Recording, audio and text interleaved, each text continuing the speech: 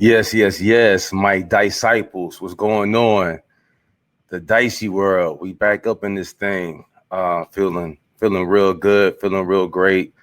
It's been less than 72 hours since the conclusion of the 2026 draft.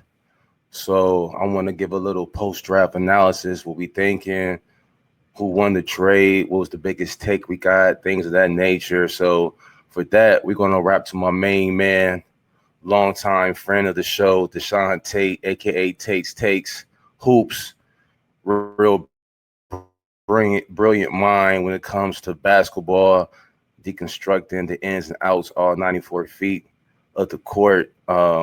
Primary college basketball expert, but has a great perspective for everything, all levels, high school, college, NBA, everything. If there's a basketball involved, my man D Tate gonna have an opinion, a great opinion about that one. But yeah, we're gonna do that. We're gonna talk about Cooper draft. This draft was highlighted by him, the number one pick from Duke University via New Hampshire. So his people are hyped up about that situation. Because let's be frank, we never heard of anybody in Newport, New Hampshire. And I was just thinking, how many like black people have or has Cooper Flagg played against or been exposed to? I wonder if going to Duke last year was like his first experience with black people on a day-to-day basis. That's neither here nor there. I was just wondering about it. But it was definitely a lot of hype really since his senior year. Coming out of New Hampshire. There's a lot of hype surrounding Cooper Flagg. And I'll be real with you, those highlights coming out of high school looked amazing.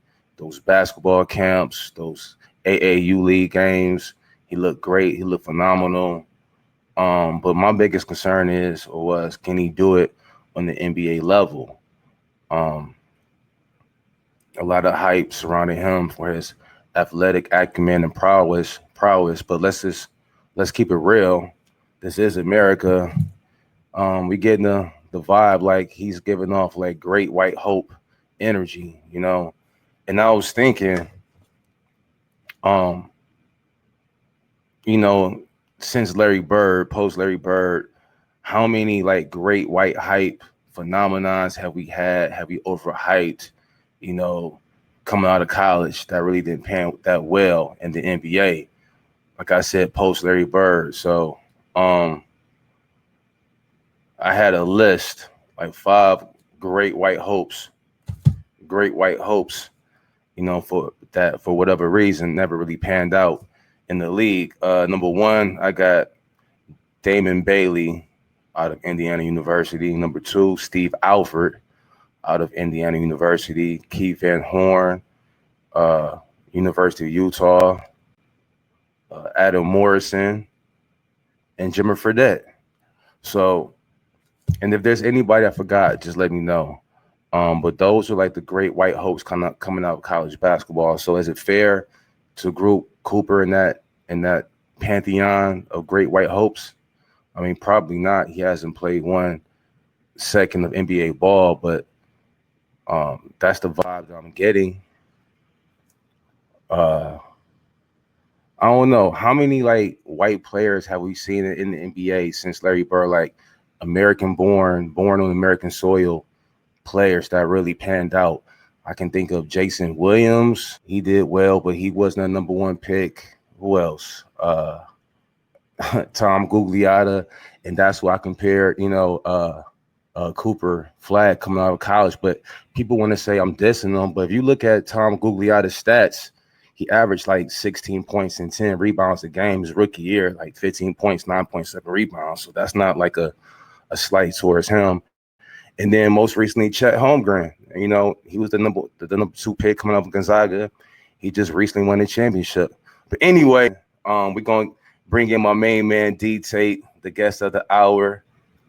D Tate. What up, Dom? Yes, sir.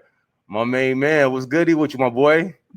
Blessings and prosperity, man. Just trying to get myself together. I know it might look bad optically, but the most important thing is what's going to be said on the air. I appreciate you for having me, Iron Mike.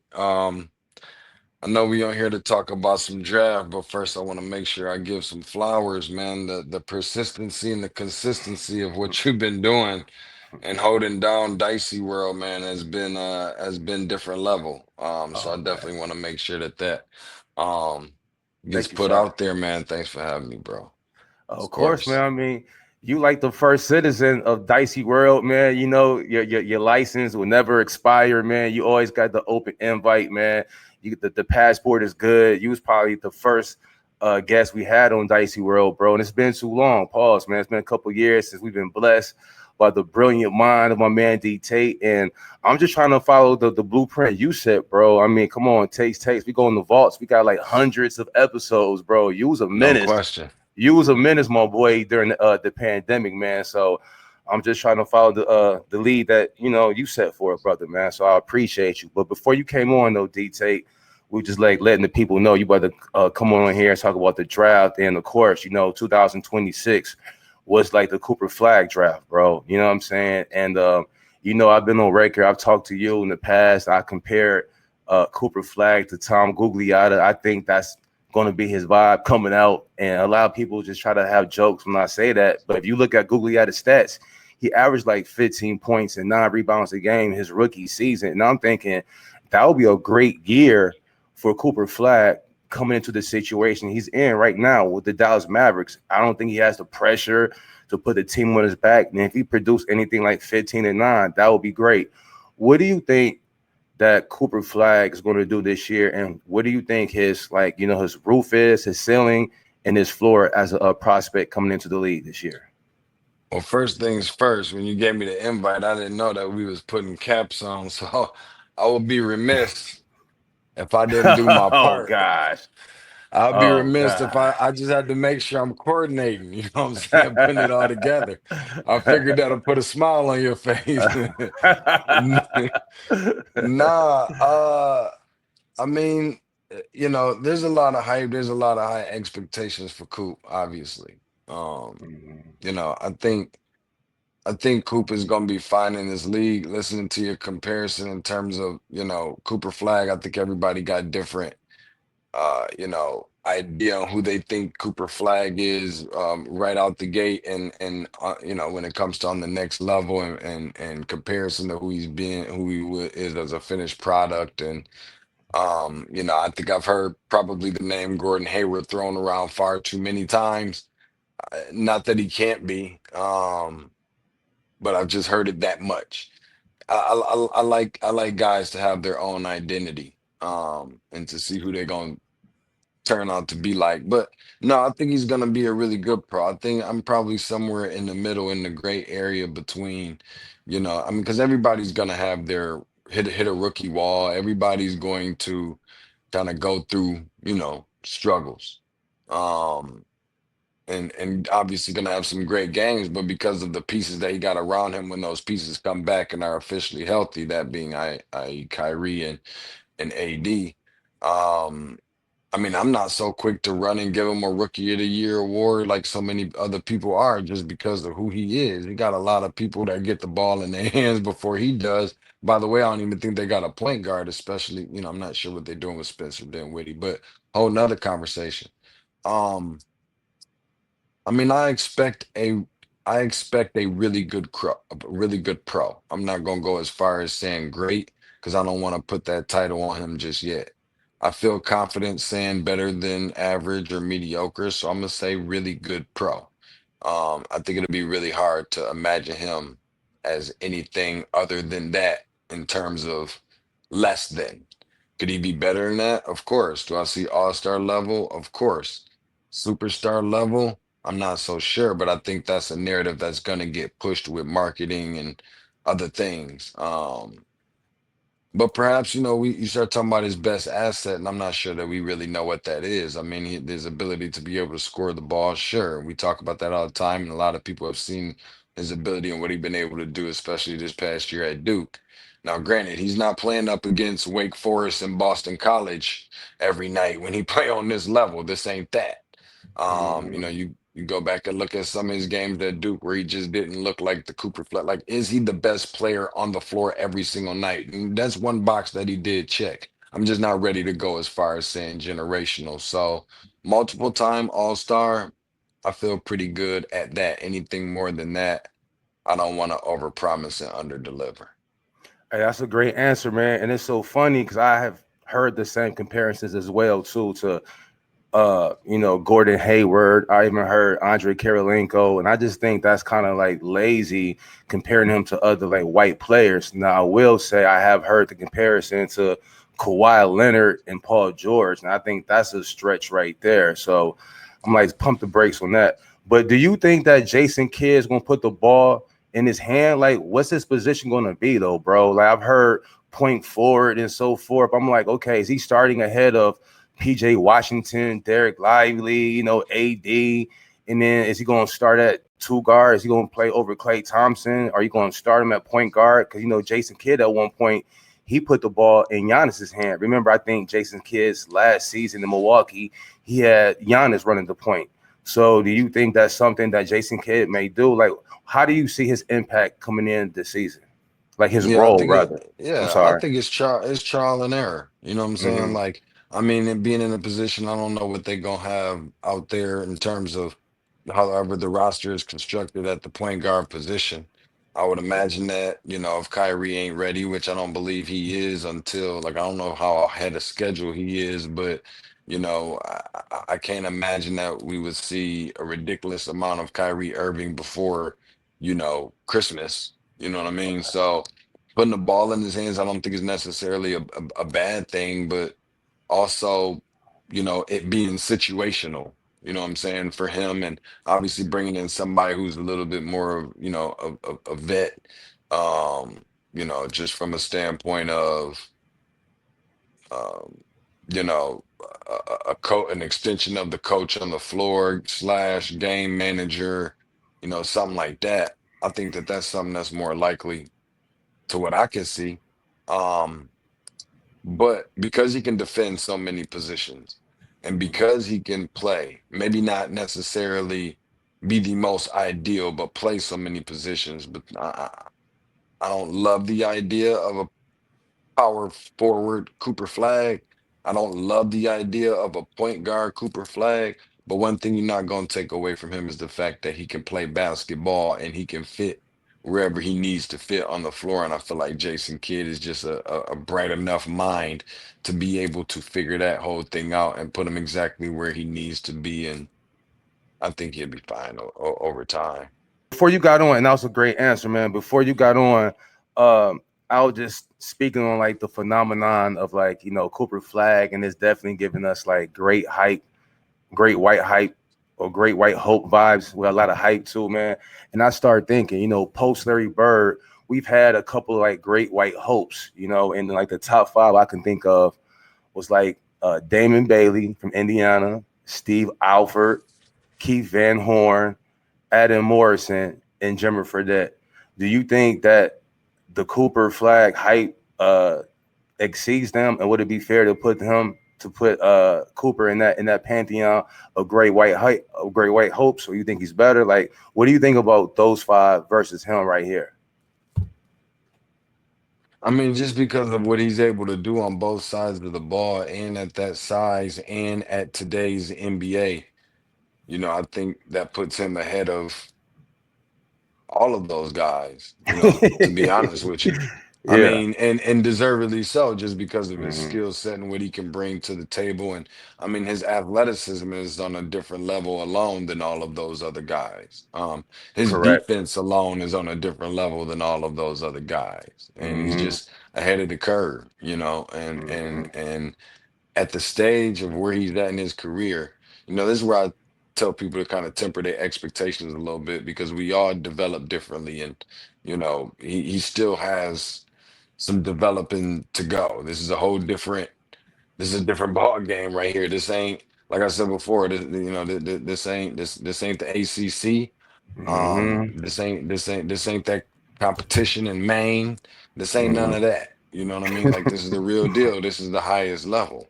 Yeah. Um, so yeah, nah, I mean, I don't even think it's really much of a question as to him in comparison to those guys. But there is going to be a piece of that where they want him, to kind of look forward to being the face of a franchise, even if it's not about being the face of a league. This person's got to be a face of a franchise, and I think that they're going to take steps towards that, and they're going to put the ball in his hands and do certain things that's going to prepare him for that. Barring Mhm. injuries, I think he's going to position himself to be that. Mhm. Again, generational, I don't know, that's a whole different level. Um, Mhm. but it's not a knock if someone's Mhm. not a generational player. That's just one of those terms that I feel like we tend to throw around too loosely way too often. Mhm. It's just kind of like when you go and see guys play, and then, you hear so many people say, "Oh man, that dude right there, he for real. He's a pro. He's a pro." Sometimes we Mhm. throw that around so loosely. Sometimes I want to know, like, a pro, like, internationally, is that still a pro? You know what I'm saying? But we talking about No doubt. NBA, and you put Mhm. the stamp on it like that, it cuts a little bit different. So, nah, man, Coop gonna be good, and Coop is gonna have moments where he look like he's that dude, and I believe that Coop is gonna have moments where it's gonna be like, I'm not sure. The thing is this: I think it's impossible for him I think it's impossible for him to live up to the expectation that other people have put on him. Because Mhm. everything that you heard about Cooper Flagg, especially before you were able to see him at Duke, but everything you heard about Flagg, man, was like, you're putting him in the conversation amongst all these players that were pretty much considered GOATs in their generation. I mean, I heard, what was it, a few weeks ago, and I guess who would know more than Coach K, mentioning by saying that um, Grant Hill is the best player to ever play at Duke. Christian Laettner is the most accomplished player to ever play at Duke. And Cooper Flagg is the best freshman to ever play at Duke. And if you go back and do Mhm. your research, do your homework, that's a lot of really, really good freshmen.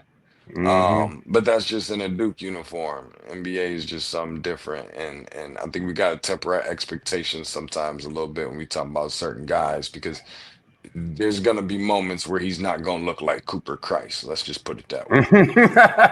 I like that one. I never heard of that name, Cooper Christ. That's funny, the Savior.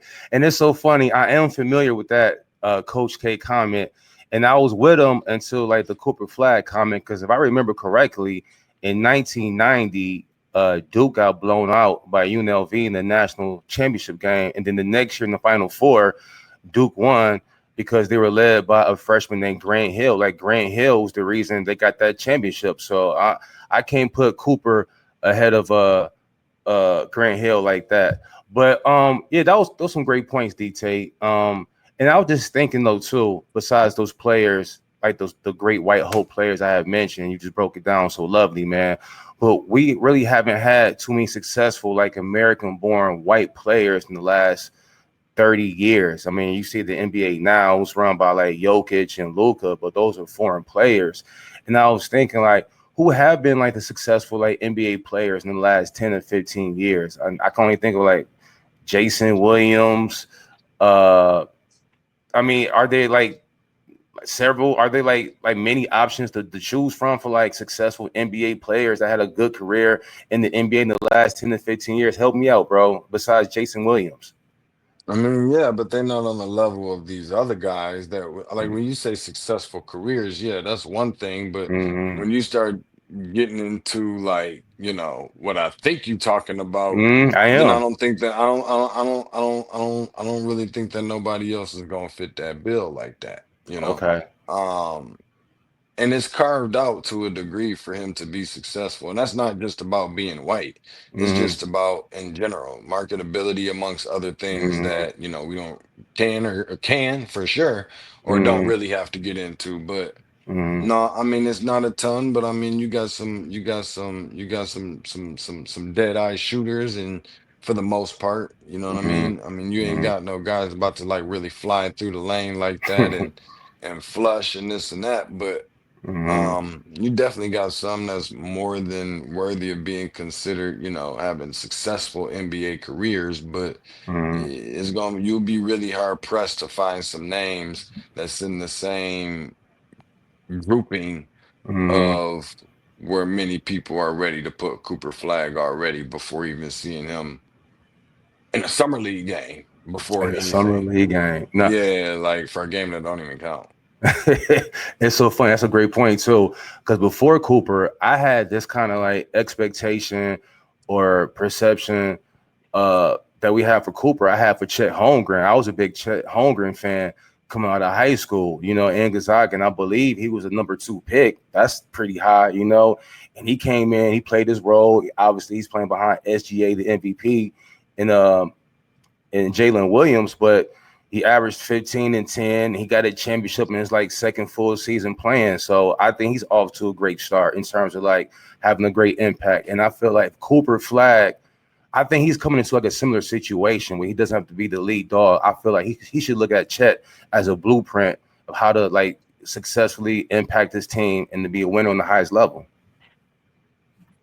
No, I definitely agree with that. I mean, just the position that he's in to be able to learn behind, the guys that he's playing with every single night, you know what I mean? Mm-hmm. And having to defend every single day in practice and go to Mm-hmm. war with, and being thrown out there in the heat of the moment and just the ring of fire, if you Mm-hmm. will.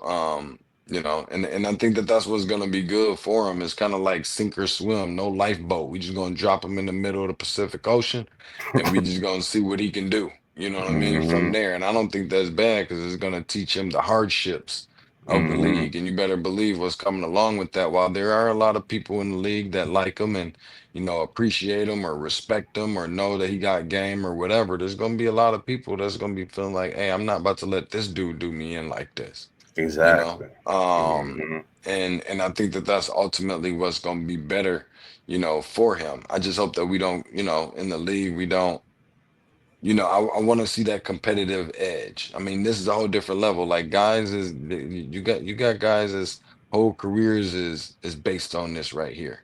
You got guys got mortgages to pay, expensive lifestyles, child support, you know what I mean? Families to feed, you got a roof to put over the head. People got real families, people got real Mm-hmm. problems, people got real bills. um just keeping it real, you know what I'm saying? Mm-hmm. And a lot of people probably feel like I'd be damned if I let this dude come in here, and that's not to knock his game. He Right. gonna get down and he gonna get busy. Mm-hmm. But it was very similar to how some people got hyped up, and there was a target on guys' backs, like whether it be Lonzo Ball or, I mean, for different reasons obviously. But when people say you coming in and you about to be that dude, it's going to be a lot of people that's going to challenge that. This ain't a guy that's going to be coming through the lane and everybody going to move out the way, because he's not as big as Zion Williamson is. You know what I mean? Mm-hmm. So, Mm-hmm. he's definitely going to get challenged a lot of times. It'll be really interesting to see how it's not the same league as it was in the 80s and 90s, obviously, so it's not going to get to that point.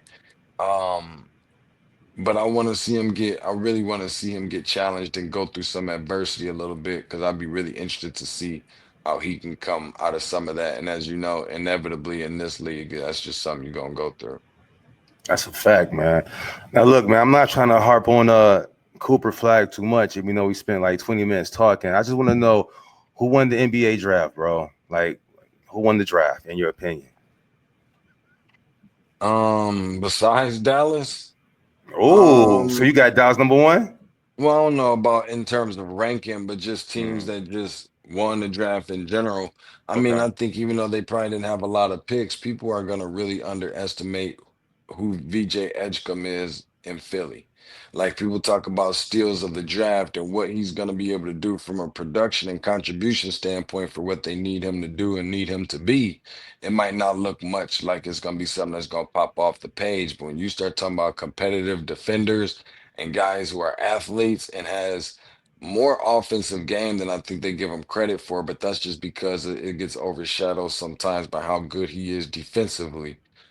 I think that's going to be one of those picks that could assist in ending this whole, I don't necessarily just want to talk about the trust the process thing, but just everything that has been built around Philadelphia 76ers basketball for like the last 10 years or so. Like this is the first step in the right direction, of which I think that they're doing the right thing and grooming a guy and helping build around the other pieces that they have. But I thought New Orleans did a good job with Jeremiah Fears and Derek Queen getting that. I mean, I know people might have some mixed feelings towards what, they had to give up in terms of a 2026 unprotected and what have you to the Atlanta Hawks for Derek Queen. But I mean, I really like Derek Queen. I mean, assuming that he's not gonna be, Diamond Stone or who was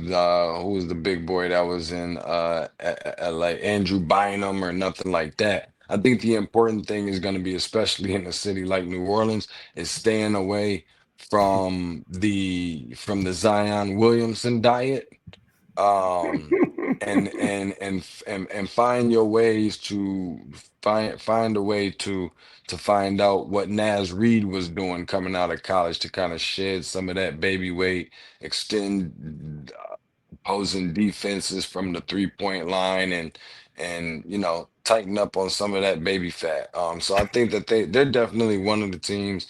Um i um there was another team that I was thinking about. I'm trying to remember exactly where I was going with it. Because I really like what they were able to do I'll in say the this right draft. quick. I'll say this right quick, DT. I see you got Harry the Hawk. I didn't even cut you off. I Ain't no see Harry the question. Hawk in the background, and I was thinking, man, at first when I saw Atlanta like traded their pick to go down, but I saw they traded for like the 2026 pick, whichever is better between I think with New Orleans or was another team I want to say, and the other team like these aren't like title contenders, man. So Atlanta could really mess around and get like a top 5 pick next year, man. So I thought that was a sleeper move on their behalf. No, it definitely was. And then picking up Asa Newell in the process as well, who, when you give up the pick and you start making moves and you trade, then, I think Asa ended up at what, like 23 or something like that, at pick Mm-hmm. number 23, and you position yourself to where, you make your decision on whether you want to continue to start Okongwu, who, obviously looked like he developed himself into a starter, which even I have my own reservations about for quite some time, but looked good as a starter this year. But then you got Porzingis that you bring into that fold, which is cool as long as he's healthy. But I'm not always the most optimistic person for a guy who's over 7 feet tall and have been having lower extremity Mm-hmm. injuries for Mm-hmm. multiple years. Mm-hmm. Um, but you get a little bit of insurance behind Jalen Johnson when you pick up Asa Newell. He is your Nicholas Claxton slash, ironically enough, went to Georgia, but he is your Nicholas Claxton slash Joakim Noah, rim running, rim protecting, hard rebounding. Um, um, um, who's the guy? Khalil Ware that played well as a rookie for Miami this year at that position. And I'm trying to think of one more player that I've just kind of got on the tip of my tongue. I can't remember exactly who it is, but Derek Lively, you know what I'm saying? Like he is that dude. Um, so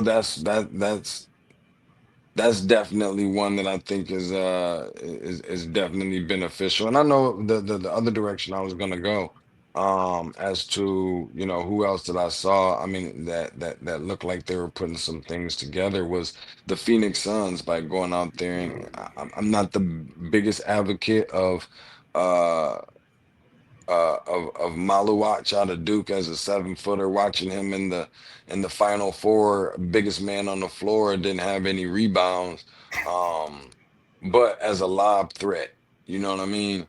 and a rim protector. And then you pair that maybe with a guy who, even though I would imagine he would get a contract because the league can you always use some shooters, but everybody talks about how Khan Knuckle is the best standalone shooter in this draft. And I like to Mm. think that it's probably Kobe Brea, who was a transfer from Dayton over to Kentucky now. So I think for the most part, everybody did a good job. I don't think that there was a ton of people who really won over the draft, but I don't really think that there was nearly as many people who were like, really messed themselves up in this draft and really got to drafting some guys that was like, what were they thinking? I mean, even in Brooklyn's situation, for example, where, you know, they ended up picking up a big point guard, and I've been working on this name.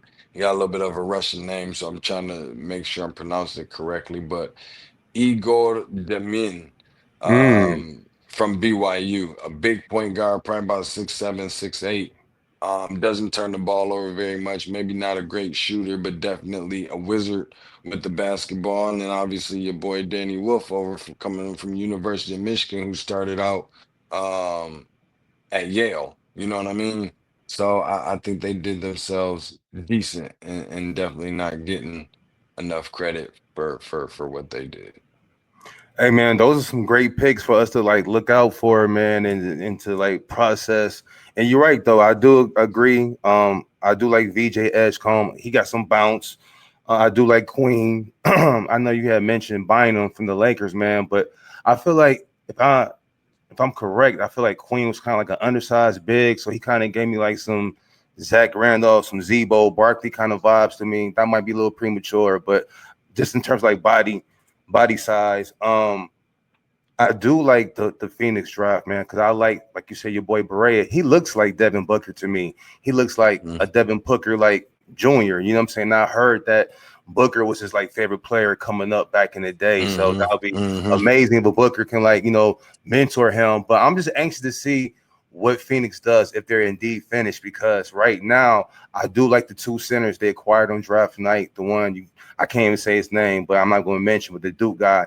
Shout out to Duke. Didn't they get like 5 players drafted in the first round or in the first 2 rounds? I want to say they start lineup. So They that's did. They whole lineup after Tyrese Proctor got picked up by Cleveland. Yeah. yeah. So shout out to them, man. But and then Phoenix they picked up Mark Williams via trade, so they got like 4 shooting guards with 2 centers. So I'm hmm interested to see what they're gonna do later, man. And this is gonna, I guess, transition to my next question for you. The sleepers in the draft. Like, who do you see that we're not talking about might pop out and give you like 15 or 20 points or gonna exceed their projection? Excuse me. I know my guy, Walter Clayton Jr. from Florida. He No reminds question. me, yeah, I think his ceiling could be like a Darren Williams. Maybe I'm comparing his body size. He reminds like a Darren Williams or Shabazz Napier and the Kimball Walker. So all put together. So that's why I think he may end up being something less than that. But I really feel like he's a winner. He's a shooter. He has a good attitude, good position. I like him being paired with Ace Bailey. I'm not sure they're going to stay together. Ace Bailey, he seems pretty happy to be in Utah. But who do you see coming out when this draft to make some noise that we're not really talking about? I don't know. I mean, I think that Will Riley, who was a freshman at Illinois last year, is somebody that, not a lot of guys seem to be talking about. A guy who has very good measurements and a guy who got potential, but I like his fearlessness as well. Mm, I think Will Riley is one of those guys. In addition to, um, I mean, I like Jeremiah Fears, man. mm, I don't know if that's considered to be sleeper and all this and that, but as a number 7 pick, and I know he's kind of undersized or what have you, but I don't really read into some of that too much. This is an NBA of all types of different body types. You got some, you've got some Bowls, Kevin Durant, body types. You've got some mm-hmm. Zion Williamsons and some, you know what I mean? You just got some. You got you got some small guys and you got some guys that clearly it would look like, man, this isn't their NBA. You know what I mean? This is, Hmm. they were probably just born at the wrong time. So I think Fears can fit into that mode. He remind me so much the way he's just a straight bucket like Cam Thomas in Brooklyn. He's probably the most pure bucket getter that there is in the like accidentally making shots type Hmm. of bucket getter. If I had to say that there's one in this particular draft class, if there's a guy that I would say outside of Kobe Bryant in the second round, I like Elijah Martin, man. I was able to watch him, and he got picked up by Toronto at 39. Um, uh, you know, a little undersized for sure, but he's an athlete. Okay. And I think he can really go, man. Started out at Florida Atlantic, was on that team that went to the Final Four, turned around what the very next year or 2 years later and won a national championship with Florida this past year. I like Elijah Martin and what he can bring to the table. I think he's another guy that is really good and is more than capable of being able to carve out a good role on the defensive side of the ball, especially. He's just gonna do any and everything that's being asked of him to the T. And he's one guy that I have no question is gonna give 110% effort and just put the hustle and the motor into every single play for every single minute and second that he's on the floor. That's another guy that I really, really, really like a lot in the second round. That's dope, man. So one last segment, man. But before we do that, I'm gonna definitely look out for Will Riley, Jeremiah Fears, and Elijah Martin for Summer League. We're gonna definitely have to bring you back after Summer League and just talk about what we saw and projections going on to the season, man. But right now, you are the college basketball, intelligence, the guru, man. Um, what's going on for 2026? Who should we be looking out for in 2026? Man, Um, all of them dudes right there. All of those Mhm. guys. Darren Peterson is real. I mean, I think a lot of people know about AJ DeBanston. Obviously, he's good, super good, really good, but not enough people I don't think, have really had the chance to lay eyes on Darren Peterson yet. Darren Peterson is the real deal. I heard he He's was just compared to Dame Lillard. Do you yeah, agree with he's that? just I mean, yeah, I don't know. He's just serious. You know what I'm saying? Mm. Like he's all business and he's all dog and it's not pretend. Like he's about it. You know what I mean? And I mean and Booze is legit too. I know Cameron gets a lot of uh the accolade or the talk and publicity and whatnot. But his brother Caden is really good too. I think there's no question that if he's not the best point guard, pure point guard in this class, not scoring guard, this and that, he's gonna make it easy for everybody. He's I know he's not listed here on this particular list, but he makes the game easy for everybody around him. Um, He's definitely an NBA player someday, but just a guy that's gonna make a lot of money by sticking in the league for a really long time. I don't care if that's just being Andre Miller. You know what I mean? But I think that Caden Boozer, man, is a dude that will never contribute to losing. He's only a guy that will always and forever only help you win. So, but no, I like Darren P, and I like all those guys up there. I've seen a couple of those guys play in person. No. I really like Boozer. It's just nothing about him screams special. Really good basketball player, and that's Mm. okay. Everybody doesn't have to be special. You know what I mean? Like some Hmm. guys are going to be really good basketball players, and that's perfectly fine because they're going to be really good basketball players that are better than a lot of other guys, and that's cool too. Um, but no, the Darren Peterson kid is just he feels maybe not different because I don't want to say he looked like something I've never seen before because he doesn't. Um, but he's the type of player that everybody can appreciate because he plays every game like it's his last game. All right. Well, DT, I appreciate you, man. That was great, bro. We see all your information right here. Co-host of Locked On Hawks postcast. We can check you at the Takes Take Hoops on Instagram and Twitter. But what you got rocking right now? What you working on right now, bro? That people can catch you out on. Man, I'm glad you asked me that question about college basketball because I think this year is going to be the first year that I'm gonna come with my own college basketball magazine. That's something that I've been Ooh. kind of, putting, been praying on for some time. So I think I'm gonna hit the streets with some of that. And then still gonna go back and do, recycle, do some rebranding, but do some Tate's Take, continue to do some of that, but put a little bit of a twist on it. Want to start interviewing some different athletes about, how mental health has kind of impacted their Mm, careers so far. That's on the high school level, on the collegiate level, on the NBA level, current players, retired players, you name it, because that's just a part of everyday life. You know what I mean? Right now, even for all of us, something as simple as mm, anxiety. Anxiety is mental mm, health.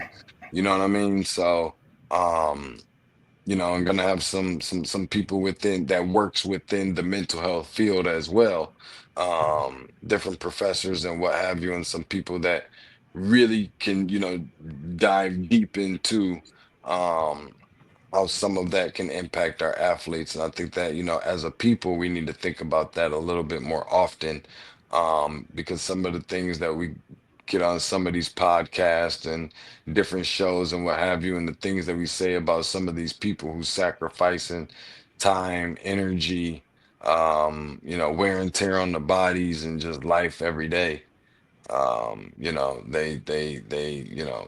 I want to be able to give those people a platform too, to give us on our side who don't live life dribbling the basketball every single day, an opportunity to kind of understand what that part of basketball life is about. So some interesting stuff, man. Just a lot of really good college basketball stuff, a lot of really good NBA stuff, and just trying to be consistent and persistent with it and just continue to deliver and hitting people over the mm, head with the best, the most entertaining, the most mm, informational, and the most mm. educational basketball content on the planet in the form of a podcast. So that's what's in the works for DeShaun Um, Tate in the near future. Keep your eyes and ears open.